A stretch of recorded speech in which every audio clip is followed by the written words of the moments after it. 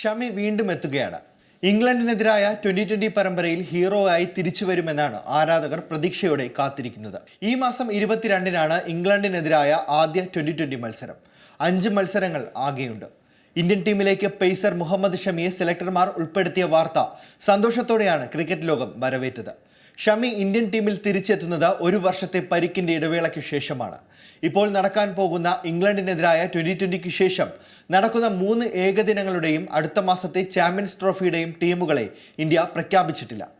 പരിക്കിന്റെ പിടിയിലായതിനാൽ ഒരു വർഷത്തിലേറെയായി ഷമി ഒരു ഫോർമാറ്റിലും ഇന്ത്യൻ ടീമിൽ കളിച്ചിരുന്നില്ല.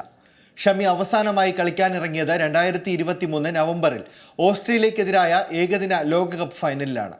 ഇതിനുശേഷം ശസ്ത്രക്രിയയ്ക്ക് വിധേയനായിരുന്നു. കഴിഞ്ഞ ഓഗസ്റ്റ് മുതൽ തിരിച്ചുവരവിനായുള്ള ശ്രമമുണ്ട്. എന്നാൽ പരിക്ക് പൂർണ്ണമായും മാറാതിരുന്നതാണ് അതിന് തടസ്സമായിരുന്നത്. ആഭ്യന്തര ക്രിക്കറ്റിൽ കളിച്ച് ഫോം വീണ്ടെടുത്ത ശേഷം ഇന്ത്യൻ ടീമിലേക്ക് തിരിച്ചു വരാനായിരുന്നു ഷമിയുടെ ശ്രമം. 2024 നവംബറിൽ മധ്യപ്രദേശിനെതിരെ രഞ്ജി മത്സരത്തിൽ ബംഗാൾ ടീമിന് വേണ്ടി ഷമി ആദ്യം കളിക്കുകയും ചെയ്തു. തുടർന്ന് സെയ്ദ് മുഷ്താഖ് ട്രോഫിയിൽ 2020 ഫോർമാറ്റിലും വിജയ് ഹസാരെ ട്രോഫിയിൽ ഏകദിന ഫോർമാറ്റിലും കളിച്ച് ഷമി ഫിറ്റ്നസ് തെളിയിച്ചുവെങ്കിലും ഇന്ത്യയുടെ ഓസ്ട്രേലിയൻ പര്യടനത്തിലേക്ക് കൂട്ടിയിരുന്നില്ല. സൂര്യകുമാർ നയിക്കുന്ന ടീമിൽ വിക്കറ്റ് കീപ്പറായി മലയാളി താരം സഞ്ജു സാംസണെ നിലനിർത്തിയിട്ടുള്ളതും ഇന്ത്യയെയും ക്രിക്കറ്റ് ആരാധകരെയും സംബന്ധിച്ച് ആശ്വാസകരമാണ്. ഇക്കഴിഞ്ഞ ഓസ്ട്രേലിയൻ പര്യടനത്തിൽ കളിച്ച ജസ്പ്രീത് ബുംറയ്ക്കും ഋഷഭ് പന്തിനും 2020 വിശ്രമം നൽകിയിട്ടുണ്ട്.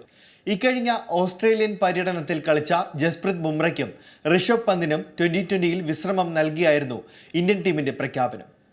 സൂര്യകുമാർ യാദവ് ക്യാപ്റ്റനായ ഇന്ത്യൻ 2020 ടീമിൽ സഞ്ജുവിന് പുറമെ അഭിഷേക് ശർമ്മ, തിലക് വർമ്മ, നിതീഷ് കുമാർ റെഡ്ഡി, മുഹമ്മദ് ഷമി, അർഷദീപ് സിംഗ്, ഹർഷിത് റാണ, ധ്രുവ് ജുറേൽ, റിങ്കു സിംഗ്, ഹാർദിക് പാണ്ഡ്യ, അക്ഷർ പട്ടേൽ, രവി ബിഷ്ണോയ്, വരുൺ ചക്രവർത്തി, വാഷിംഗ്ടൺ സുന്ദർ എന്നിവരാണുള്ളത്. ഏറ്റവും പുതിയ വാർത്തകളും വിശേഷങ്ങളും വിരൽ തുമ്പിലറിയാൻ സീ മലയാളം ന്യൂസ് എല്ലാ ഡിജിറ്റൽ പ്ലാറ്റ്ഫോമുകളിലും ലഭ്യം.